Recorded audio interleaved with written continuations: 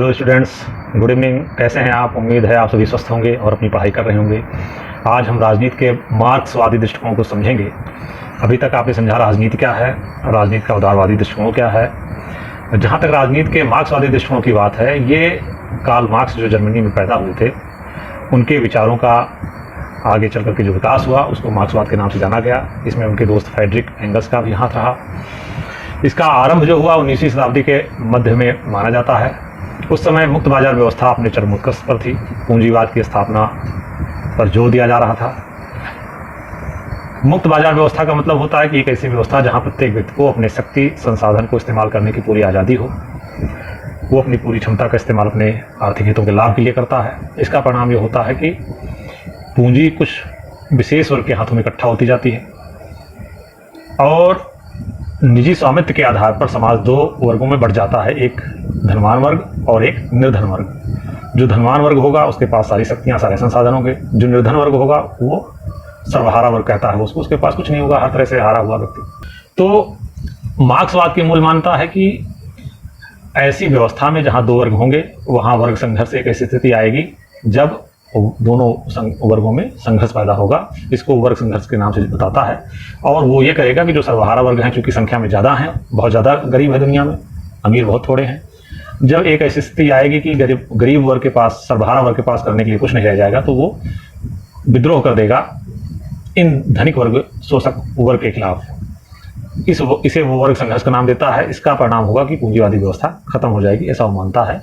उत्पादन के साधन जो उसके पूंजीपतियों के नेतृत्व में थे, वो उस पर समाज का अधिकार हो जाएगा और समाजवाद की स्थापना होगी। और बाद में वो जो है एक वर्गहीन समाज की कल्पना करते हैं, जिसमें कोई वर्ग, सर्वहारा वर्ग, धनिक वर्ग ऐसा नहीं होगा, बल्कि एकमय हो जाएगा, सामाजिक समानता स्थापित हो जाएगी, आर्थिक समानता स्थापित हो जाएगी। सॉरी, ऐसी बातों करता है मार्क्सवाद। मार्क्सवाद ये मानता है कि राजनीतिक संस्थाएं जो हमें दिखाई पा रही हैं, जो राजनीतिक गतिविधियां हमें दिखाई पा रही हैं, यहाँ तक कि सामाजिक गतिविधियां भी जो दिखाई पा रही हैं, ये जो दिखती हैं, इनके पीछे मूल आधार जो है उस समय की उत्पादन प्रणाली क्या है, आर्थिक उत्पादन प्रणाली क्या है, इसके आधार पर मार्क्सवाद मानता है कि व्यक्ति के सामाजिक राजनीतिक संबंध या सामाजिक राजनीतिक संस्थाएं जन्म लेती हैं और बनी रहती हैं।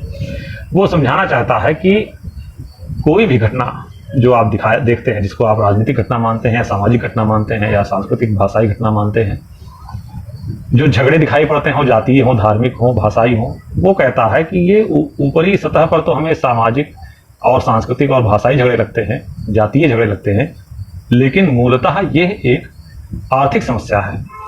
इनके केंद्र बिंदु में आर्थिक आधार खोजा जाना चाहिए, क्योंकि अगर किसी दो वर्गों में संघर्ष हो रहा है, चाहे भाषा को लेकर के हो, चाहे धर्म को लेकर के हो, चाहे जाति को लेकर के हो, या समाज के किसी मुद्दे पर हो, वास्तव में उसका समाधान आर्थिक क्रियाकलापों में, आर्थिक उत्पादन प्रणाली में देखा जाना चाहिए।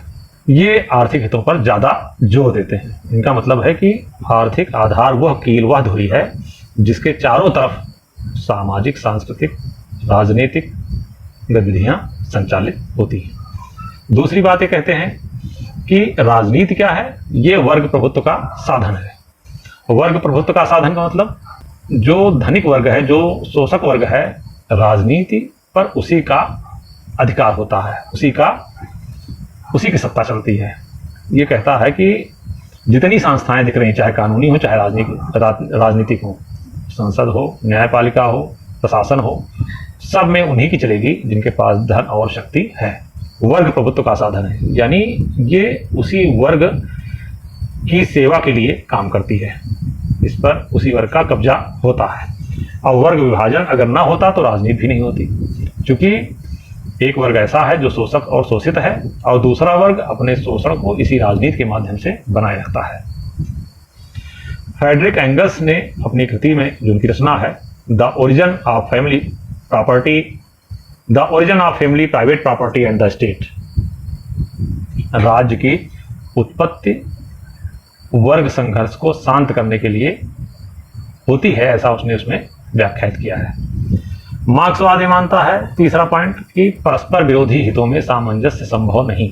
आपने राजनीति के उदारवादी दृष्टिकोण को देखा होगा, समझा होगा, तो उसमें आपको एक बात स्पष्ट रूप से बताई गई है कि वह मानता है कि जो विभिन्न समूहों में मतभेद और संघर्ष हैं वे सतही हैं, उनमें कोई गहराई नहीं है और थोड़ा सा प्रयास करने पर उनका समाधान संभव है, जबकि मार्क्सवादी मानता है कि वर्ग संघर्ष को समाप्त नहीं किया जा सकता है। जो परस्पर विरोधी हित हैं, मजदूर वर्ग के और पूंजीपतियों के, धनीहीन के और धनवानों के, इनके बीच जो दरार है, जो विवाद है, जो संघर्ष है, वो कभी खत्म नहीं हो सकता है।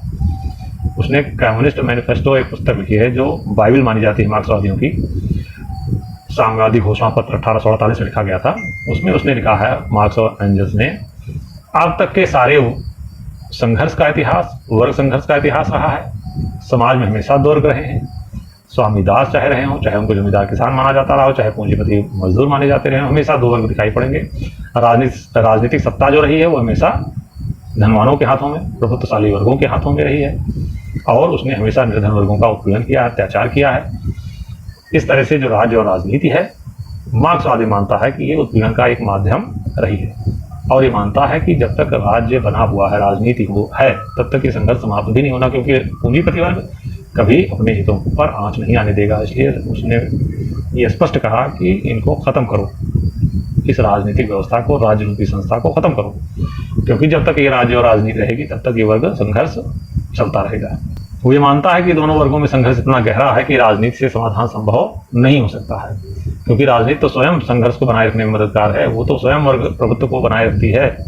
वर्ग संघर्ष की उपज है वो। वर्ग संघर्ष की समाप्ति के साथ ही राजनीति का अंत होना निश्चित है।